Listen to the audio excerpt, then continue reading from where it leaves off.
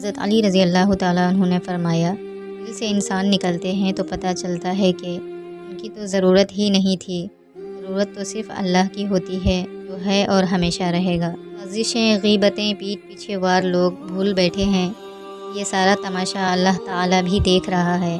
اس سے کچھ روزی نہیں بڑھتی مگر آدمی کی قیمت گھٹ جاتی ہے۔ تربیت اور پالنے میں زمین آسمان کا فرق ہوتا ہے۔ آپ کا لہجہ، آپ کا رویہ، آپ کا اخلاق بتاتا ہے کہ آپ کی تربیت ہوئی ہے یا آپ کو صرف پالا گیا ہے۔ رشتے کرائے کے مکان کی طرح ہوتے ہیں، انہیں جتنا مرضی سجا لو، چمکا لو، دیکھ بھال کر لو، کبھی اپنے نہیں ہوتے۔ اصلی اور خاندانی انسان کو عزت دو تو وہ شرما کر عاجزی اور مخلصی سے پیش آئے گا، لیکن کم نسل، نیچ اور گھٹیا انسان کو عزت دو گے تو تکبر سے اکڑ جائے گا اور مخالفت میں اتر جائے گا۔ وقت، دولت اور رشتے یہ وہ چیزیں ہیں جو ہمیں مفت میں ملتی ہیں، مگر ان کی قیمت تب پتہ چلتا ہے یہ کہیں کھو جاتی ہیں۔ کچھ لوگ انسانوں کے سمجھانے سے نہیں بلکہ اللہ کی بے آواز لاٹھی کھانے سے ہی سمجھتے ہیں۔ حضرت علی رضی اللہ تعالیٰ عنہ نے فرمایا، خاموشی ایک عظیم نعمت ہے، خاص طور پر اس وقت جب اختلافات زیادہ ہوں، آوازیں بلند ہوں، علم کی کمی ہو اور دلیل کی کوئی اوقات نہ ہو۔ وہی لوگ انمول ہوتے ہیں جو پریشانی میں دلاسا دیتے ہیں، عقل کی بات کرتے ہیں، ہمیشہ تنہائی میں اصلاح کر دیتے ہیں، کوئی لالچ نہیں رکھتے۔ ایسے لوگ قیمت سے نہیں بلکہ قسمت سے ملتے ہیں۔ فاتحہ لوگوں کے مرنے پر نہیں، احساس کے مرنے پر پڑھنی چاہیے کہ لوگ مر جائیں تو صبر آ جاتا ہے، مگر احساس مر جائے تو معاشرہ مر جاتا ہے۔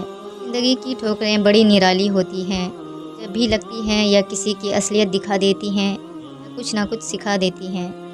شیخ سعدی فرماتے ہیں، اپنی ہزار غلطیوں کے باوجود اپنے آپ سے محبت کرتے ہو، لیکن دوسروں کی ایک غلطی کی وجہ سے ان سے نفرت کیوں کرنے لگ جاتے ہو؟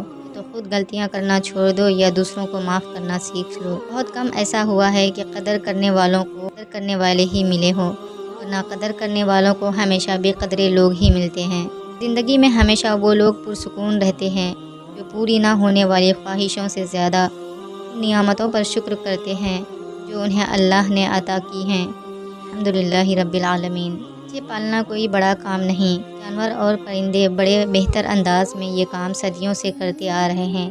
بڑا کام بچوں کی تربیت ہے، اور تربیت توجہ اور وقت مانگتی ہے۔ بیٹیوں میں اور چڑیوں میں کوئی فرق نہیں ہوتا، جب بولتی ہیں تو کائنات میں ہر سو زندگی کے رنگ بھر جاتے ہیں، اور جب خاموش ہوتی ہیں تو موت کا سناٹا چھا جاتا ہے۔ اللہ تعالیٰ سب کی بیٹیوں کے نصیب اچھے کرے، آمین۔ ایک بزرگ سے کسی نے پوچھا، پسند اور محبت میں کیا فرق ہے؟ بزرگ نے جواب دیا، آپ ایک پھول دیکھتے ہو اور اسے توڑ کر اپنے پاس رکھ لیتے ہو، یہ پسند ہے، اور اگر آپ اس پھول کو روزانہ پانی دیتے ہو، اس کا خیال رکھتے ہو تو محبت ہے۔ لوہا کبھی خراب نہیں ہوتا، وہ ہمیشہ اپنی ہی زنگ سے برباد ہوتا ہے۔ اسی طرح انسان کو کوئی برباد نہیں کر سکتا، اس کی سوچ اور دوسروں سے امیدیں ہی اسے برباد کر دیتی ہے۔ سب سے بہترین وسیلہ آپ کے اپنے دونوں ہاتھ ہیں۔ جب آپ اپنی مشکلات کا حل تلاش نہ کر سکیں تو اپنے دونوں ہاتھ اکٹھے جوڑ کر اللہ کے آگے پھیلائیں، اللہ آپ کے ہاتھوں کو کبھی خالی نہیں لوٹائے گا۔ حضرت علی رضی اللہ تعالیٰ عنہ نے فرمایا، اگر تم اس وقت مسکراتے ہو جب تم پوری طرح ٹوٹ چکے ہو تو یقین جانو دنیا میں تمہیں کوئی توڑ نہیں سکتا۔ گفتگو ہی بتا دیتی ہے تربیت ہوئی ہے یا صرف پالا گیا ہے۔ جس انسان کی جان نکل جائے تو وہ زندہ نہیں رہتا، اور جس انسان سے احساس نکل جائے وہ پھر انسان نہیں رہتا۔ ان لوگ جب آپ کے سامنے بات کر رہے ہو تو انہیں مت روکیں، غم زدہ انسان، بچہ اور والدین، کہ ان کا دل بول رہا ہوتا ہے۔ ان کی کوئی عزت نہیں ہوتی، وہ دوسروں کو بے عزت کر کے فخر محسوس کرتے ہیں۔ سمجھداری کی باتیں صرف دو ہی لوگ کرتے ہیں، وہ جن کی عمر زیادہ ہو، وہ جس نے بہت کم عمر میں برا وقت دیکھا ہو۔ وہ اپنے ہی ہوتے ہیں جو لفظوں سے مار دیتے ہیں، ورنہ غیروں کو کیا خبر دل کس بات پر دکھتا ہے۔ نے اپنی قسمت کو اللہ پر چھوڑ دیا ہے، اس لیے نہیں کہ اللہ بہتر کرے گا، بلکہ اس لیے کہ اللہ سے بہتر اور کوئی کر ہی نہیں سکتا۔